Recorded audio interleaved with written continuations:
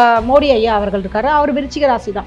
அதே பீரியட்ல தான் ராகுல் காந்தி இருந்தால் அவரும் விருச்சிக ராசி. ஏன் இந்த விருச்சிக ராசி ஜெயிச்சது, இந்த விருச்சிக ராசி தோத்தது அப்படின்னீங்கன்னா அவங்களுடைய ஜாதகத்துல இந்த யோகங்கள். இப்போ நீங்க போயிட்டு ஒருத்தவங்களோட கூட்டணி வைக்கிற நேரம் அந்த கூட்டணி வைக்கக்கூடிய ஆட்களுக்கு வந்து சரியில்லைன்னா கண்டிப்பா அட்டாக் ஆகுமா? நிச்சயமாக ஆகும். ஏன்னா இது முக்கியமான விஷயம்.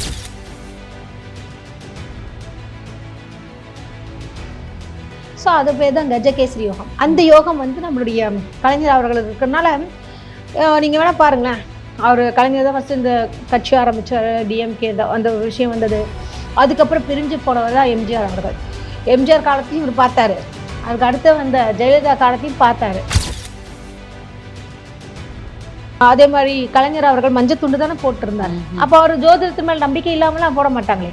ஜாதகம் ஏன் கலைஞர் அவர்களுக்கே ஜாதகம் பார்க்க தெரியுன்றாங்க, அவர் அவ்வளவு நூல்களை படித்தவர்.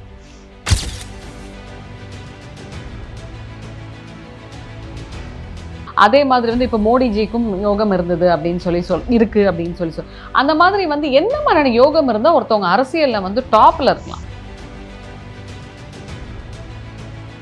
ஓகே, இப்போ அப்போ எடப்பாடிக்கு மட்டும்தான் 2026 வந்து அந்த அளவுக்கு சாதகமா இல்லைன்னு சொல்றீங்களா? ஸோ 2026 வந்து ஓரளவுக்கு நிறைய பேருக்கு இருக்கும் அப்படின்னு சொல்லியிருக்கீங்க. குறிப்பிட்டு விஜய்க்கெல்லாம் கொஞ்சம் போராட்டத்தோட வெற்றியும் இருக்கலாம் அப்படின்னு சொல்றீங்க. எப்படி இப்போ 40 பேர் இறந்த மாதிரி வேற ஒரு சம்பவம் நடக்கலாம் மார்ச் மாதம். இது இருக்கு. அதுக்கப்புறம் வந்து பார்த்தீங்கன்னா அவரோட ஜாதகத்தில் இருக்குல்ல, ஜாதகத்தில் பொதுவாக நல்ல ஜாதகம், நல்ல ஜாதகம் ஒரு பலமான ஒரு ஜாதகம்.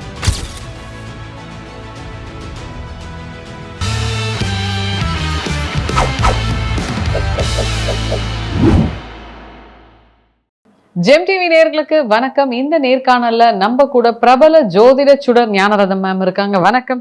வணக்கம். எப்படி இருக்கீங்க? நல்லா இருக்கேன், சிறப்பா இருக்கேன். நீங்க எப்படி இருக்கீங்க? சௌக்கியமா இருக்கேன். ஸோ உங்களை இந்த வருடம் புது வருடம்ல சந்திச்சதுல மிக்க மகிழ்ச்சி. இந்த புது வருடம்னாலே புது விஷயங்கள், நிறைய விஷயங்கள் நடக்கும்.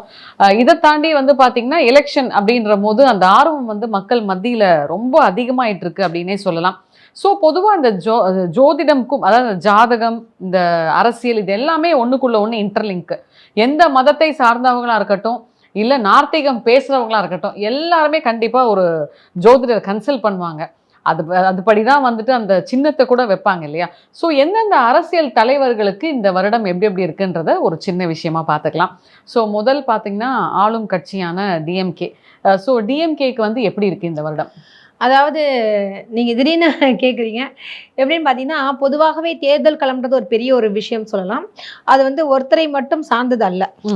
நிறைய பேருடைய தலைவருடைய ஜாதகங்கள் மற்றும் கூட்டணி அமைப்பு இதெல்லாம் வச்சு தான் சொல்லணும். அதை தாண்டி வந்து பார்த்தீங்கன்னா, அதாவது தேர்தல் நாள் அன்றைக்கி என்ன நட்சத்திரம், என்ன ராசிகள், அதெல்லாம் விஷயம் இருக்குது. நாமினேஷன் பண்ணக்கூடிய நாள், அது ஒரு முக்கியமான ஒரு விஷயம். இதை தாண்டி அவரவர் ஜாதகத்தில் எந்த கூட்டணி அமைப்பு, எந்த கட்சி எந்த கட்சியோட சேருதுன்ற ஒரு இணைவு மிக முக்கியமான ஒரு விஷயம். இப்போ வந்து டிஎம்கேக்கு நல்லாயிருக்கு, இப்போ பொதுவாக இப்போ சொல்கிறேன்னு வச்சுக்கோங்களேன். அவங்க சேரக்கூடிய கூட்டணிகள் எந்தெந்த கட்சிகள் எல்லாம்னா அதனுடைய பலத்தை பொறுத்தும் இது மாறுபடும் ஒரு விஷயம். அதே மாதிரி வந்து பார்த்திங்கன்னா ஒவ்வொரு ஜாதகத்திலும் இப்போ கவுன்சிலர், எம்எல்ஏ, இப்படி ஒவ்வொருத்தருக்கும் கொஞ்சம் வட்டத்தலைவர், அது மாதிரி மாவட்ட தலைவர், இவங்களுடைய ஜாதகங்களாம் எடுத்து பார்க்குறதா கிடையாது. அதாவது எந்த தேதியில் இந்த கட்சியை ஆரம்பிச்சிருக்காங்கன்ற ஒரு விஷயம். இப்போ அதுக்கே ஒரு ஜாதகம் போட்டு இப்போ என்ன தசாபுத்தி அந்த கட்டத்துக்கு நடக்குதுன்றது ஒரு விஷயமும், அதனுடைய தலைவருடைய ஜாதகத்தையும் எடுக்க வேண்டும், தனித்தனியாக எடுத்து. அப்புறம் வந்து என்னைக்கு அவங்க நாமினேஷன் பண்ணுறாங்க. பொதுவாக வந்து பார்த்திங்கன்னா படுபக்ஷி நாள்னு ஒரு விஷயம் இருக்குது. பக்ஷி நாள், படுபக்ஷி நாள், அதாவது பஞ்சபக்ஷி சாஸ்திரம். படுபக்ஷி அதாவது பக்ஷி தெரிந்தவனை பகைக்காதேன்னுவாங்க. ஐயோ பக்ஷி தெரிஞ்சவன் பகைச்சிக்காத அப்படின்ற அளவுக்கு கரெக்டான நேரத்தில் அடிப்பாங்கன்னுவாங்க. ஸோ வந்து அப்படி பார்க்கும்பொழுது அதில் வந்து ஊன் நடைன்ற விஷயங்கள் இருக்குது. ஸோ அது என்ன பண்ணணும்னு பார்த்தீங்கன்னா, அந்த நேரத்தில் நம்ம செய்யும் பொழுது அந்த காரியம் வந்து சக்ஸஸ்ஃபுல் ஆகும்.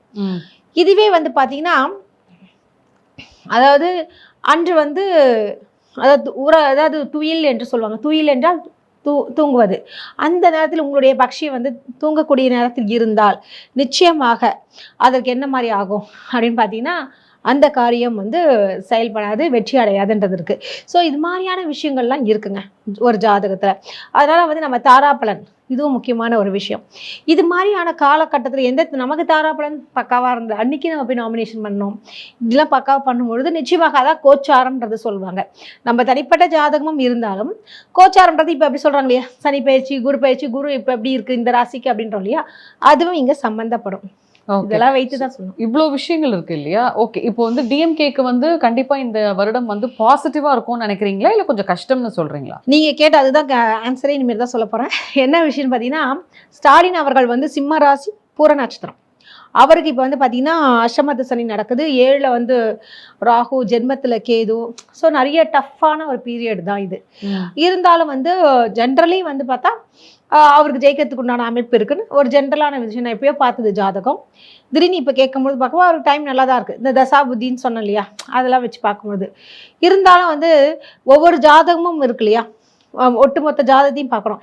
இப்போ உதாரணத்துக்கு பார்த்தீங்கன்னு வச்சுக்கோங்களேன், பிஜேபியில் நம்ம மோடி ஐயா அவர்கள் இருக்காரு, அவர் விருச்சிக ராசி தான். அதே பீரியடில் தான் ராகுல் காந்தி இருந்தால் அவரும் விருச்சிக ராசி. ஏன் இந்த விருச்சிக ராசி ஜெயிச்சது, இந்த விருச்சிக ராசி தோத்தது அப்படின்னீங்கன்னா, அவங்களுடைய ஜாதகத்தில் இந்த யோகங்கள் அப்படின்றது முக்கியமான விஷயம். நாடாளும் யோகம் இருக்கா இல்லையான்றது ஒரு விஷயம் இருக்குது. அடுத்தபடியாக பார்க்கும்பொழுது அவங்களுடைய தசாபுத்தி, ராகுல் காந்திக்கு தசாபுத்தி அப்போ ரொம்ப பீரியடு மோசமாக இருந்தது, அதனால் அவர் வரல. மோடி ஐயா அது வந்து நிச்சயமாக நல்லா இருந்ததுனால சூப்பராக வந்தாங்க. ஸோ அப்போ வந்து இதுலேருந்து என்ன தெரியுதுன்னு பார்த்தீங்கன்னா, அவங்களுடைய அந்த பர்டிகுலர் டைமில் இந்த தேர்தல் நேரத்தில் எப்படி இருக்குது பீரியாடு, இதெல்லாம் நம்ம ஆலோசனைத்து பார்க்கணும் கண்டிப்பாக. ஸோ கொஞ்சம் டஃப்பாக இருக்கும் அப்படின்னு சொல்கிறீங்க இல்லையா? ஏன்னா இப்போ அஷ்டமத்து சனிமோ ஜென்ரலி நான் சொல்கிறது எல்லா சிம்மராசிக்கும் கிடையாது, ஜென்ரலாக வந்து ஒரு இது இருக்கும். ஏன்னா அவரோட ஜாதகம் ஒன்று பர்சனல் ஜாதகம்லாம் நான் அன்றைக்கி பார்த்தது தான், துர்கா ஸ்டாலின் அவங்களுக்கு பார்த்தது. அதுக்கப்புறம் 2-3 விஷயத்தில் சொன்னால் அதே மாதிரி டிஎம்கே வந்தாங்க, எல்லாமே கரெக்டாக வந்தது. இப்போ திரும்பவும் ஒரு வாட்டி பார்க்கணும். அதே நேரத்தில் மற்றவருடைய தலைவர்கள், இப்போ உதாரணத்துக்கு பார்த்தீங்கன்னா பிஜேபியில் வந்து அண்ணாமலை வச்சுக்கோங்களேன். இப்போ அண்ணாமலை ஜாதகம் செல்லுமான்னு கேட்குறாங்க. இப்போ அவரது பாருங்கள், அவர் வெற்றி பெறுவாரா அப்படின்னா, எனக்கு இப்போதைக்கு யார் தலைவர், நயினார் நாகேந்திரன் தான். ஸோ அவரை தான் வச்சு நம்ம பார்க்கணுமே தவிர இப்போ அண்ணாமலை இது ஒர்க் அவுட் ஆகும்னா பேசாது அது. ஸோ எதற்காக இதை சொல்ல வரேன்னா, நம்மளுடைய அதாவது அந்தந்த கட்சியினுடைய தலைவர்களுடைய ஜாதகம் மிக முக்கியம். தலைவர் அல்லாது அங்கே அதாவது பேசப்படாது, அதெல்லாம் இருக்குங்க. அதே மாதிரி வந்து பாமக இப்போ யார், அந்த மாதிரியான விஷயங்கள் இருக்குது. எல்லா மெயினான மேஜர் கூட்டணி இது, அதிகமான சீட்டு யாருக்கு வருது, அவங்களுடைய கட்டத்தை தான் மெயினாக பார்க்கணும். அதிமுக பார்த்தீங்கன்னா அட்ரஸே இல்லாமல் உட்காந்துருக்கு. அட்லீஸ்ட் 2026 எங்கேயாவது வரத்துக்கு வாய்ப்பு இருக்கா? அவருக்கும் இப்போ நேரம் சரியில்லை ஜென்ரலாக. ஏன்னா கன்னிராசி அவருக்கு, அவருடைய ஜாதகத்துலேயும் பார்த்தீங்கன்னா இப்போ அந்த குருலாம் வந்து பத்தில் பாப்பான் பதவியை பறிப்பான்னு ஒரு பழமொழி இருக்குது. ஸோ அதன்படி பார்க்கும்போது எடப்பாடி அவர்களுக்கு 2 விதமாகவும் நம்ம சொல்லலாம். ஒன்று பதவியை பறிப்பான்னா ப்ரொமோஷன்ஸ் கூட சொல்லிக்கலாம், இந்த இதுலேருந்து அடுத்த லெவல் போகலான்னு. இல்லைன்னா இருக்கிறதும் இல்லாமல் போகிறதும் சொல்லலாம். ஸோ 2 அவருடைய பர்சனல் ஜாதகத்தையும் நம்ம பார்க்கணுங்க. இப்போ யார் எந்தெந்த கூட்டணின்றதையும் ரொம்ப முக்கியமாக கவனிக்கணும். ஸோ கூட்டணி அப்படின்னு பேசும்போது பார்த்தீங்கன்னா கூட்டணி ரொம்ப முக்கியமோ? ஏன்னா இப்போ உங்களுக்கு நேரம் நல்லா இருக்குன்னு வைங்களேன், இப்போ நீங்கள் போயிட்டு ஒருத்தவங்களோட கூட்டணி வைக்கிற நேரம் அந்த கூட்டணி வைக்கக்கூடிய ஆட்களுக்கு வந்து சரியில்லைன்னா கண்டிப்பாக அட்டாக் ஆகுமா? நிச்சயமாக ஆகும். ஏன்னா இது முக்கியமான விஷயம். அதாவது சேர்க்கை சரியில்லைன்னுவாங்கல்ல, சேர்க்கை சரியில்லை. அதாவது யோகம்ன்றது என்னதுன்னா இணைவு தான் யோகம். ஸோ ஜாதகத்தில் ஒன்று யோகம் இருக்கணும், இல்லை யோகம் இருக்கிறவனோட இணையணும், அப்படியும் இருக்கும். இப்போ இருக்கிற யோகத்தை கெட்டு போகாமல் இருக்கணும்னா நம்மளை விட மோசமான ஜாதகத்தோட இணையக்கூடாது. ஏன்னா நீங்கள் பாருங்கள், ஜெயலலிதா மேடம்லாம் அப்படி பல வருஷமாக ஆண்டாங்க. அப்போ என்ன பார்த்தாங்கன்னு பார்த்தீங்கன்னா ஜாதகம் தான். எம்எல்ஏவோட ப்ரொபோசல்ஸு அடுத்து கூட அட்டாச்சு ஜாதகம், ரெண்டும் பார்த்து தான் செலக்ட் பண்ணாங்க. ஆமாம், அவங்க கிட்ட இருக்கிறவங்க எல்லாருமே வந்து பயங்கரமாக அவங்க ஜாதகம் பார்ப்பாங்க. ஒரு எம்எல்ஏனா கூட யாரெல்லாம் செட் ஆக முடியுமோ அவங்கள தான் பக்கத்தில் வச்சுப்பாங்கன்னு சொல்லி, அதெல்லாம் உண்மையா? நிஜமான உண்மை. Okay okay okay. அந்த மாதிரி ஏன் வந்து மற்றவங்க பண்ண மாட்டாங்க? இல்லை ஆக்சுவலி வந்து எல்லா அரசியல்வாதிகளுக்கும் ஜோதிடத்தில் நாட்டம் உண்டு. இப்போ வந்து டாக்டர் கலைஞர் அவர்கள் இருக்காரு உதாரணத்துக்கு, அவரை கூட நாத்திகம் சொல்லுவாங்க. நம்ம ஸ்டாலின் ஐயா முதல்வர் அவரையும் பார்த்தீங்கன்னா நாத்திகன்ற மாதிரி எல்லாமே சொல்லுவாங்க. டிஎம்கேவா சாமியே கும்பிட மாட்டாங்க, அவங்க வந்து முஸ்லீமுக்கு கிறிஸ்டின்ஸ்க்கு மட்டும்தான் சப்போர்ட் பண்ணுவாங்க, அந்த மாதிரி பேச்செல்லாம் இருக்கும். ஆனால் அவங்கவுங்க வீட்டில் போய் பார்த்தீங்கன்னா கரெக்டாக நமக்கு முன்னாடி எழுந்துச்சி விளக்கேற்றுறது, கோவிலுக்கு போகிறது, நம்ம போகாத கோவில் கூட அவங்க போயிட்டு வந்திருப்பாங்க. அந்த அளவுக்கு சுவாமி மேல ஒரு ஈடுபாடு. அது மட்டும் இல்லாமல் பார்த்தீங்கன்னா ஸ்டாலின் அவர்கள் வந்து முதல்வர் ஆவாரா இல்லை நிறைய ஜோதிடர்கள் என்ன சொன்னாங்க, இல்லைன்னாங்க. ஜோதிடம் தெரிந்திருந்தால் மட்டும்தான் சொல்ல முடியும் என்னை பொறுத்த வரைக்கும். துர்கா ஸ்டாலின் அம்மா கேட்டாங்க, நான் சொன்னால் நிச்சயமாக கிடைக்கும், போராடி தான் கிடைக்கும்னு. போராடி தான் அவர் வந்தார், இது எல்லாருக்கும் தெரிஞ்ச ஒரு விஷயம். அதனால மேலோட்டமாக நிறைய பேர் வந்து இல்லைன்னாங்க. ஆனால் இவங்க வந்து மெய் வருத்தி கடவுளை வந்து பிரார்த்தனை பண்ணியிருக்காங்க. பிரார்த்தனைக்கு அவ்வளோ மகிமை சக்தி உண்டு ஒரு விஷயம். அதனால அவர் முதல்வர் பதவி ஏற்கும் பொழுது துர்கா ஸ்டாலின் அவங்களும் அப்படி கண்ணீர் விட்டுட்டாங்க. அந்த அளவுக்கு அவங்களுக்கு கஷ்டப்பட்டிருக்காங்க. அதாவது கடவுள்கிட்ட வேண்டியிருக்காங்க, அப்பா அந்த சனத்தை நான் பார்க்கணுன்ற மாதிரி ஒரு விஷயம். எல்லாருமே இவங்களாம் கடவுளை எல்லாருக்குமே தெரிஞ்ச ஒரு விஷயம் தானே. துர்கா ஸ்டாலின் அவர்கள் வந்து கோவிலுக்கு போயிட்டு வர்றது, அதே மாதிரி கலைஞர் அவர்கள் மஞ்சள் துண்டு தானே போட்டிருந்தாரு. அப்ப அவர் ஜோதிடத்தின் மேல் நம்பிக்கை இல்லாமலாம் போட மாட்டாங்களே. ஜாதகம் ஏன் கலைஞர் அவர்களுக்கே ஜாதகம் பார்க்க தெரியுன்றாங்க, அவர் அவ்வளவு நூல்களை படித்தவர். ஓகே, இப்போ அண்ணாமலைக்கு ஏதோ சொன்னீங்க இல்லையா, அவருக்கு எப்படி இருக்குன்னா அவரும் அந்த விருச்சக ராசி தானே? இல்ல அவர் கடகராசி. சாரி கடகராசி தான் விருச்சக ராசி. விஜயோட ராசி தானே கடகராசி தானே அவரும்? ஆமாங்க ஆமாங்க. அவருக்கு எப்படி இருக்கு? அதாவது பொதுவா வந்து பாத்தீங்கன்னா இந்த அவருக்கு தனிப்பட்ட முறையில் நல்லா இருக்கா இல்லையன்றது அவர் ஜாதகம் தான் பார்க்கணும். நம்ம திடீர்னு வந்து நம்ம இது பண்ணியிருக்கோம். ஏன்னா அந்த எப்போ வந்து அனௌன்ஸ்மெண்ட் பண்ணல, இன்னும் டேட்டை இன்னும் அனௌன்ஸ்மெண்ட் பண்ணல. அடுத்து வந்து தலைவர்கள் யாருன்னும் பொழுது நயினா நாகேந்திரன் ஜாதகம் அவர்கிட்ட கேட்டிருக்கேன். ஸோ கிடச்சிச்சுன்னா நான் உங்களதும் பார்க்கணும் ஒரு விஷயம். ஸோ பிஜேபியில் கேட்டிருக்கேன்னா அவங்க ட்ரை பண்ணி தரேன் நாங்கள். ஸோ அப்போ ஆனால் டேரெக்டாக கூட ஒரு அப்பாயின்மெண்ட் வாங்கி அவங்க பார்க்கணுன்ற. ஸோ இவங்களோட ஹாரோஸ்கோப்லாம் கொஞ்சம் பார்த்தா நல்லாயிருக்கும். இபிஎஸ் அவங்களது இப்போ நெட்டில் வந்து ஒரு சிலது இருக்கும், சிலது வந்து கரெக்டாக இருக்காது, சிலது கரெக்டாக இருக்கும். நல்லா இருக்கு. இப்போ அடுத்ததாக வந்து பார்த்தீங்கன்னா விஜய்க்கு தான் வந்து இப்போ எதிர்பார்ப்பு அதிகமாக இருக்குது. இன்னொன்று ஹைப்பராக அவங்கள வந்து பூம் பண்ணிகிட்டே இருக்காங்க. அவர் வராரு வரலன்றதை தாண்டி அவர் வைக்கிறக்கூடிய அந்த விஷயங்கள் மீட்டிங்காக இருக்கட்டும், எந்த ஒரு பரப்புரையாக இருக்கட்டும், எதுவாக இருந்தாலுமே ரொம்ப ஹைப்பில் போயின்னு இருக்கு இல்லையா? ஸோ அவருக்கு எப்படி இருக்குது? அவர் வந்து தனியாக நிற்கிறாரா அல்லது கூட்டணியுடன் இருக்காரா? இப்போ அவருக்கு வந்து ஒரு 3 months கழிச்சு ஒரு மார்ச் ஏப்ரலில் சில பிரச்சனைகள் அவருக்கு வரும் ஜாதகப்படி நான் கணிச்சதில். மேபி ஒரு டென்ஷன்ஸு, இந்த தேர்தலில் ஆப்வியஸ்லி ஏதாவது எப்படி இப்போ 40 பேர் இறந்த மாதிரி வேற ஒரு சம்பவம் நடக்கலாம் மார்ச் மாதம். இது இருக்குது. அதுக்கப்புறம் வந்து பார்த்தீங்கன்னா அவரோட ஜாதகத்தில் இருக்குல்ல, ஜாதகத்தில் பொதுவாக நல்ல ஜாதகம் மீன்ஸ் ஒரு பலமான ஒரு ஜாதகம், நீசபங்க ராஜயோகம் சொல்லுவாங்க. ஸோ நீசபங்க ராஜயோகம் மோடி ஐயாவுக்கு இருக்குது, இது மாதிரி நிறைய பேருக்கு இருக்கு இல்லையா? ஸோ அந்த மாதிரியான ஒரு யோகம் இருக்கவங்க ஸ்டார்டிங்கில் ரொம்ப கஷ்டப்பட்டு வருவாங்க, அப்புறம் ஸ்டாண்ட் ஆகிட்டாங்கன்னா நல்லா இருப்பாங்க. அது என்னங்க நீசபங்க ராஜயோகம்? சூப்பராக கேட்டீங்க. நீசம் நின்ற ராசிநாதன் ஆட்சியாகவோ உச்சமாகவோ பெற்றிருந்தால் அது நீசபங்க ராஜயோகம். நீசம் என்றால் வலுவிழந்தது. ஒரு கிரகம் வந்து வலுவிழந்த ஒரு கிரகம், அது வந்து அதற்கு போய் நீச்சம் அடைந்து விட்டது. நீச்சம்னா வலு இழந்து விட்டது. அதாவது ஜோசியல் டெக்னிக்கல் வேர்டில் பார்த்தீங்கன்னா நீசம்னா வலு இழந்ததுன்னு சொல்லுவாங்க. பங்கம், அது எப்படி பங்கம் ஆகணும், அந்த நீசத்தை வந்து டெலீட் பண்ணணும், அழிக்கணும் அப்படின்னா அதற்குண்டான வீட்டு அதிபதி ஆட்சியாகவும் உச்சமாக இருந்தால் அந்த நீசம் பங்கம் ஆயிடுது. ஸோ நீசம் இல்லை. ஸோ அப்படின்ற மாதிரி ஒரு விஷயம். நிறைய பேரோட ஜாதகத்தை பார்த்தீங்கன்னா சுக்கிரன் நீசமாக இருக்கும். இங்கே நீசமாக இருக்காங்க, ஹீரோவாக இருக்காங்க, சூப்பராக நடிச்சிருக்காரு, செம்மையாக இருக்கணும், ஆனால் நீசபங்க ராஜயோகம் அங்கே இருக்கும். ஓஹோ. ஏன்னா அந்த வீட்டு அதிபதி ரொம்ப பலமாக இருப்பாங்க. அப்போ பார்த்தீங்கன்னா சூப்பராகிடும். அது புத சுக்கிர யோகம்னே சொல்லலாம். இது மாதிரி நிறைய விஷயம். ஏன்னா வந்து சுக்கிர நீச்சமாகக்கூடிய இடம் வந்து கன்னி ராசி, அந்த இடத்த வீட்டு அதிபதி யார்? புதன். ஆப்வியஸாக அது ஆட்சி உச்சம் சேம் வீடு தான். ஸோ அப்போ வந்து புத சுக்கிர யோகம் சொல்லுவாங்க. ஸோ கலைக்குண்டான விஷயங்கள் நடக்கும். ஸோ அதில் வந்து அவங்க ப்ராப்ளம் ஆவாங்க. ஏன்னா இவ்வளோ கோலோச்சி இருக்காங்கன்னு பார்த்தீங்கன்னா அங்கே நீசபங்கம், சுக்கிர நீச்சம் ஆயிடுச்சு, அப்புறம் எப்படி வந்தாங்க அப்படின்னு பார்த்தீங்கன்னா இது இருக்கணும். ஒரு சிலருக்கு வந்து சுக்கிரம் அங்கே நீச்சமாக இருக்கும், அந்த அதிபதி ஆட்சி உச்சமாக இருக்க மாட்டாங்க. ஸோ அதனால என்னன்னா அவங்க டெவலப் ஆக முடியாது. அதெல்லாம் இப்போ பொதுவா எல்லா அரசியல் தலைவருக்குமே ஏதாவது ஒரு யோகம் இருக்குன்னு சொல்லிருப்பீங்க. இப்போ நீங்களுமே பார்த்தீங்கன்னா ஒரு சில பதிவுல வந்து ஜெயலலிதாமாக்கு சில யோகங்கள் இருக்கு, கருணாநிதிக்கு சில யோகங்கள் இருக்கு அப்படின்னு சொன்னீங்க. அதே மாதிரி வந்து இப்போ மோடிஜிக்கும் யோகம் இருந்தது அப்படின்னு இருக்கு அப்படின்னு அந்த மாதிரி வந்து என்ன மாதிரியான யோகம் இருந்தால் ஒருத்தவங்க அரசியல்ல வந்து டாப்ல இருக்கலாம்? சூப்பரான ஒரு கேள்விங்க. என்ன விஷயம்னா பொதுவாகவே 500 யோகங்களுக்கு மேற்பட்ட யோகங்கள் இருக்கு.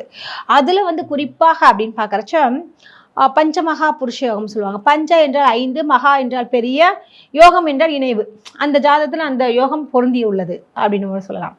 ஸோ அப்படின்னு ஒவ்வொரு கிரகத்திற்கும், அதாவது பஞ்ச குஜாதி ஐவர்களுக்கு தான் இந்த யோகங்கள் உள்ளது. சூரியனுக்கும் சந்திரனுக்கும் கிடையாது, ராகு கேதுகளுக்கும் கிடையாது. சரிங்களா? அப்படி பார்க்கும்போது செவ்வாயால் வரக்கூடிய யோகம் ரூச்சக யோகம் சொல்லுவாங்க. புதனால் வரக்கூடிய யோகம் பேர் வந்து பார்த்தீங்கன்னா பத்ரா யோகம். அதே மாதிரி சுக்கிரனால் வரக்கூடிய யோகம் மாளவியா யோகம். குருவால் வரக்கூடிய யோகம் அப்படின்னு பார்த்தீங்கன்னா அம்ச யோகம். சச யோகம் என்றால் சனியால் வரக்கூடியது. ஸோ இந்த யோகங்கள் இருக்கும்பொழுது இருக்கிறவங்களுக்கு அது குறிப்பாக ஒரு யோகம் இருந்தாலே அவன் ராஜா. ஸோ நம்ம ஜெயலலிதா அம்மா அவர்களுக்கு 2 யோகம் உள்ளது. ஒன்று வந்து மாளவியா யோகம், அது சுக்கிரனால் வரக்கூடியது. சுக்கிரனா சினிமா, அவங்க நீங்களே தெரியும், உங்களுக்கே தெரியும், பரதநாட்டியம் அவங்க தெரியும், குட்டி குழந்தையிலேருந்து அவங்க கலைத்துறையில் இருக்காங்க. அது மட்டும் இல்லாமல் வந்து பார்த்தீங்கன்னா ஹீரோயினாக பல படங்கள் நடித்து அதுவும் சிஎம்மோடலாம் நடிச்சிருக்காங்க. அவங்களும் சிஎம் ஆயிட்டாங்க, பெரிய ஒரு விஷயம். அடுத்தபடியாக பார்க்கும்பொழுது அவங்களுடைய ஜாதகத்தில் அம்ச யோகம்னு ஒன்று இருக்குது. அரசியலுக்கு அப்படியே கொண்டு போய் நிர்வாகத்திறன் மிக்க ஒரு விஷயம். ஸோ சுக்கிரனுக்கும் சூரியனுக்கும் பயங்கரமான ஒரு தொடர்பு. சூரியன் என்றால் அரசியல். ஸோ இவங்களுக்கு வந்து அந்த நிர்வாகத்திறமை அம்சமாக இருக்க வேண்டிய ஒரு யோகம். அம்சம் என்றாலே தெரியும் இல்லையா, அவங்க பெரிய அளவில் பேசப்படக்கூடிய ஒரு விஷயம். இதெல்லாமே நடந்திருக்கு. ஸோ அப்போ இதுலேருந்து என்ன தெரிய வருது அப்படின்னு பார்த்தீங்கன்னா, இந்த அம்ச யோகத்தினால் அவர்கள் வந்து நிர்வாகம் செய்தார்கள், நாட்டை ஆண்டார்கள். ஸோ இதற்கு வந்து இந்த 2 யோகமும் அவர்களுக்கு காரணமாயிடுச்சுங்க. யாருக்கும் கஜகேசரி யோகம் இருக்குன்னு சொன்னீங்களே, அது வந்து கலைஞர் அவர்களுக்கு இருக்கு. கஜம் என்றால் யானை, கேசரி என்றால் வந்து சாப்பிட்ற கேசரி இல்லை, சிங்கம். ஸோ சிங்கம் அப்படின்னும் போது அதாவது ஒரு யானை கூட்டமே வந்து ஒரு சிங்களான ஒரு சிங்கம் வந்து எதிர்த்து போராடக்கூடிய ஒரு ஆற்றல். ஸோ அது பேர் தான் கஜகேசரி யோகம். அந்த யோகம் வந்து நம்மளுடைய கலைஞர் அவர்களுக்கு இருக்கிறதுனால நீங்கள் வேணால் பாருங்களேன், அவர் கலைஞர் தான் ஃபஸ்ட்டு இந்த கட்சி ஆரம்பித்தார், டிஎம்கே அந்த விஷயம் வந்தது. அதுக்கப்புறம் பிரிஞ்சு போனவர் தான் எம்ஜிஆர் அவர்கள். எம்ஜிஆர் காலத்தையும் இவர் பார்த்தாரு, அவருக்கு அடுத்து வந்த ஜெயலலிதா காலத்தையும் பார்த்தாரு, இறக்குற வரைக்குமே பார்த்துட்டு இருக்காரு. ஸோ அந்த யோகம் இவருக்கு இருந்திருக்கு. ஸோ இவருக்கு வந்து பொறுமை ஜாஸ்தி, நிதானம் ஜாஸ்தி, சகட யோகம்னு வாங்க. கஷ்டப்பட்டு எவ்வளோ அடிப்பட்டாலும் அந்த மன உறுதியும் பொறுமையும் நம்பிக்கையும் கலைஞர் மாதிரி யாருமே இருக்க மாட்டாங்க. இன்னைக்கு யாராவது இருந்தால் ஒரு சின்ன எம்எல்ஏ ஆயிட்டாலே ஒரு டாப் டூட்டுன்னு கவுன்சிலருக்கே அவ்வளோ சீன் போடுவாங்க, நீங்கள் பார்த்துருப்பீங்க. அவர் எல்லாமே பொறுமையாக அப்சர்வ் பண்ணக்கூடிய ஒரு. விஜய்க்கு அந்த மாதிரி ஏதாவது யோகம் இருக்கா? அவருக்கு வந்து நீசபங்க ராஜயோகம் இருக்கு, அதெல்லாம் ரொம்ப நல்லா இருக்கு. அதான் நான் சொன்னேன், நீங்கள் மோடி ஐயாக்கு இருக்கு. இவருக்கு வந்து கடகராசியில் செவ்வாய் நீச்சம், அதன் வீட்டு அதிபதி சந்திரன் ஆட்சியாக இருக்குது. ஸோ நம்ம விஜய் அவர்களுக்கும் நீசபங்க ராஜயோகம் இருக்குது. எப்படி அதெல்லாம் ஆக்டிவேட் ஆச்சுன்னு அப்படின்னு பார்க்கும்போது, விஜய் அவர்கள் வந்து ஹீரோவாக நடிக்கும்போது நிறைய பேர் ரொம்ப பின்னாடி பேசினாங்க, அவ்வளோ சீக்கிரமாக அவர் ஷைன் ஆகலை. அதுக்கப்புறம் வந்து பார்த்தீங்கன்னா இன்னைக்கு டாப்பு வேற லெவல். அப்போ இதற்கும் காரணம் ஜாதகமே. ஓகே, இப்போ அப்போ எடப்பாடிக்கு மட்டும்தான் 2026 வந்து அந்த அளவுக்கு சாதகமா இல்லைன்னு சொல்றீங்களா? இல்லை, நான் இன்னும் கரெக்டாகவே சொல்லலையே, இன்னும் ஜாதகமே நான் பார்க்கலையே. நீங்கள் கேட்டதுக்கு எந்தெந்த ராசிக்காரங்க எப்படி இருக்குன்னு ஒரு இது இன்ட்ரடக்ஷனை தவிர இதுவே இறுதியான இது இல்லை, இன்டர்வியூ இல்லை. நம்ம திரும்பவும் அந்த தேர்தல் தேதியை அறிவிக்கட்டும், அந்த விஷயங்கள்லாம் நடக்கட்டும், எந்த கூட்டணி யாருடன் சேர்றாங்கன்றது முழுமை பெறட்டும். அதுக்கப்புறம் அவர்களுடைய ஜாதகத்தை வைத்து நம்ம ஒரு பெரிய விவாதம் என்ன பார்த்துடலாம், யார் முதல்வர்னு. ஸோ 2026 வந்து ஓரளவுக்கு நிறைய பேருக்கு இருக்கும் அப்படின்னு சொல்லியிருக்கீங்க. குறிப்பிட்டு விஜய்க்கெல்லாம் கொஞ்சம் போராட்டத்தோட வெற்றியும் இருக்கலாம் அப்படின்னு சொல்றீங்க. பொறுத்திருந்து பார்க்கலாம். நன்றி.